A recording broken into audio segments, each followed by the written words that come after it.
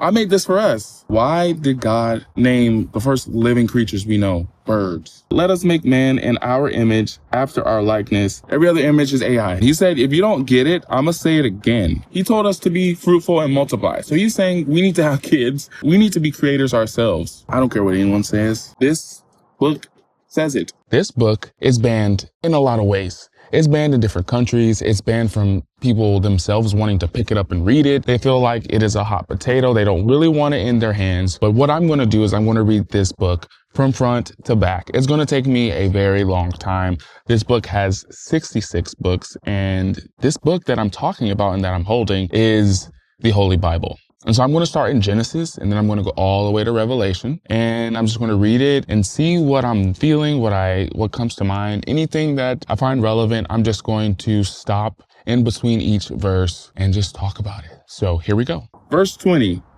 And God said, let the waters swarm with swarms of living creatures, and let birds fly above the earth across the expanse of the heavens. Remember, the previous verse talked about plants and food and fruit. Those are living things as well. But now we're talking about living creatures. And let birds fly above the earth across the expanse of the heavens. This is the first time I've realized that birds are the first animals in the Bible to be mentioned. Because I don't see in the previous verses, because remember, we're in verse 20. I don't ever recall there being another animal ever being mentioned in the Bible. Why did God name the first animals, the first living creatures we know, birds? And there's a reason, because God is smart. Verse 21, so God created the great sea creatures and every living creature that moves, with which the waters swarm, according to its kind, and every winged bird according to its kind. And God saw it that it was good. There he goes again. He's like, yeah, what I made is good. So they're saying all of the living creatures that aren't birds, which haven't been identified yet, because there's a reason why he hasn't identified them just yet, because he's going to give that to Adam later. He's going to give that job to Adam. He does give it to Adam, right? The job to name the living creatures. Verse 22, and God blessed them, saying, be fruitful and multiply, and fill the waters in the seas, and let birds multiply on the earth. Like I said, God is super brilliant. He's saying, be fruitful and multiply. So, you know what's funny is the creation of the world is about addition. When you create something, you add. But then he goes here, when it comes to the creatures, he's saying be fruitful. He's already mentioned fruit. So he kind of uses his own creation as a verb. Be fruitful and multiply. So he's not saying be fruitful and divide. He's not saying divide to take away. He's saying to multiply, you get where I'm going? Next, verse 23. And there was evening and there was morning the fifth day. So we're on the fifth day. Don't you see we're already starting to get our work week together? We're going to get our work week. So we're on day 5. On verse 24, he says, and God said, let the earth bring forth living creatures according to their kinds. So he's talking about species, if that's something that you need to make relevant to you in contemporary time. Kind is species and specificity. Livestock and creeping things and beasts of the earth according to their kinds. He's like, are you following me? I have to repeat things so you understand where I'm going. And so he talks about livestock. So we know livestock could be what? Cows, chickens. Well, chickens are birds, so I don't know if he's talking about chickens. But you know what livestock is. And creeping things, that could be foreshadowing a little bit. Creeping things. What are things that creep? Is that like bugs? Bugs? Or snakes? And beasts of the earth, that could be anything that's a beast of the earth that's not livestock. So that could be what? Lions and tigers, bears. Oh my. Let's go to verse 25. And God made the beasts of the earth according to their kinds, and the livestock according to their kinds, and everything that creeps on the ground according to its kind. And God saw that it was good. What? Well, he repeats it again. He said, if you don't get it, I'm going to say it again. Verse 26. Then God said, let us make man in our image, after our likeness, and let them have dominion over the fish of the sea and over the birds of the heavens, and, turn the page, over the livestock all over the earth, and over every creeping thing that creeps on the earth. But science says something about evolution, and that we've we've come from animals, or in this case, we've come from living creatures or beasts of the earth. But no. That's not what it's saying here. That's not what it's saying here. There is an order to why he made everything. Remember I said he specifically called out the birds, and then he talks about the beast and the livestock and the things that creep on the ground according to its kind. And then he says, let us make man in our image. And you might go, well, who is us? Isn't it just him up there? Next thing he brings up is fish. Fish and birds are the only ones that are called out. Why are we getting birds and fish as the first ones we know in our own English language that we can identify? We know what a bird is. We know what a fish is. But a beast or a creeping thing, that's pretty vague. So God created man in his own image. In the image of God, he created him. Male and female, he created them. I don't care what anyone says. There's only two. It's only male or female. This book says it. There's only male and female. He created us in his own image. Every other image is altered. Every other image is AI, okay? Every other image is AI. It's only male and female.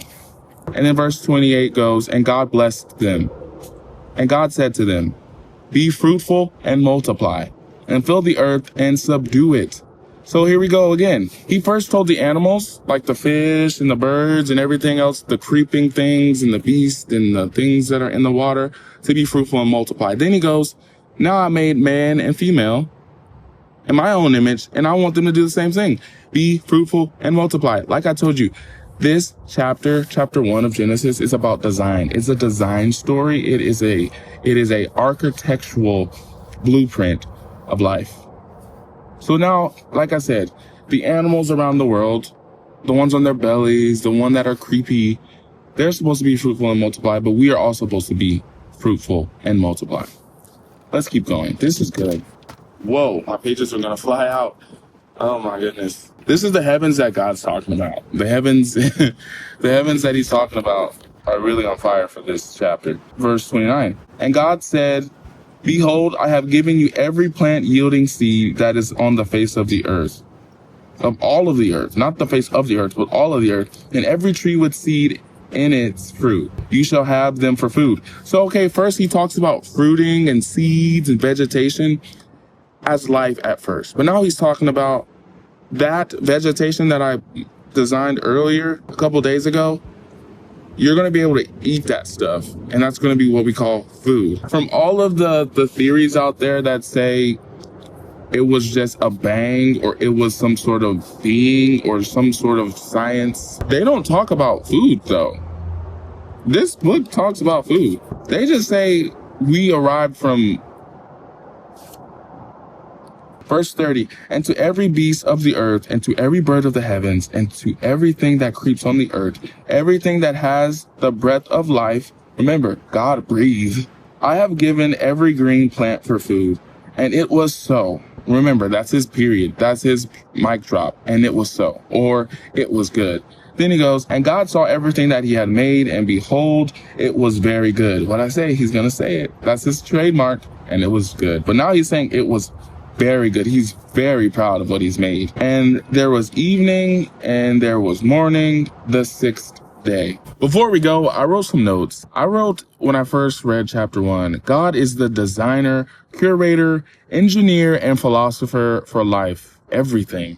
And when I say the philosopher for life, he's determining what's good. Because remember, he repeats, and it was good. He never said, and it was bad, or it was okay. He says it was good. So that's a philosophy that what he's creating is good. Next, almost every opening sentence starts with let, not can or may. It's not, I'm thinking about doing the heavens like this. No, it's a command. Let this. Let there be light. Let the seas, let the oceans. You get what I'm saying? These are all commands. And then I said, every stanza ends with evening and morning. So he's reminding us. So at the end of when we do work, it's going to be evening. And then at the start of work, again, there's going to be morning. You get where I'm going?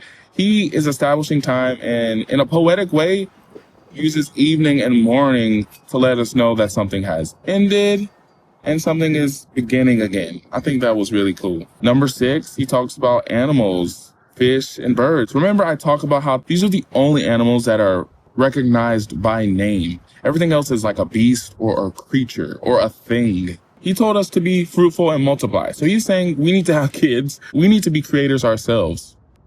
We don't need to just be here. We need to be the light of the world. We need to show that we have dominion over things. Of course, he's laying out the creative process, but he's saying we also are made in his image.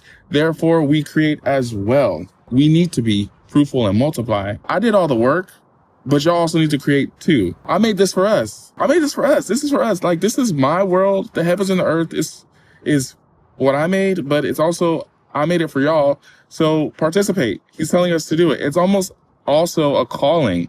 Then my initial thoughts were, why argue with the intricate details of how and why we are here? It's simple. God made it happen with his words. God is the creator. What did I say? God is the creator, the designer, curator, engineer, philosopher for life. I thought that Genesis 1 was just about, okay, he did this, he did that, he did this, he did that, he did that. But it's really design. It's, as some would say, the art of life. God really shown us when he said, let there be light, possibility. And so when I look at and I read, let there be light, that's not just the literal sense of he brought light to the world when there was darkness, but that could be used for our own current situation. Let there be light. If we're in darkness, it talks about void in Genesis 1 and deepness. Let there be light. Let there be God. I think that's also how you can apply that to our life. Let there be God. And then when he talks about the heavens, for someone who feels like our current situation is hell-ish, we are in the heavens currently right now. So we should be grateful. We should be grateful for the design that God has made. We should be grateful that we are included in the design process. Even when we don't feel like we're included, we are included. He said, let us make man in our own image. He considered us. We need to remember we're considered in this. He wants us to be part of the design. But if you made it this far, we're done with Genesis chapter 1. This was part 2. If you've missed part 1, I will have the video in the description so you can see it. But we're going to go on to chapter 2 and figure out what does he do on the 7th day. God bless you guys. And until next time.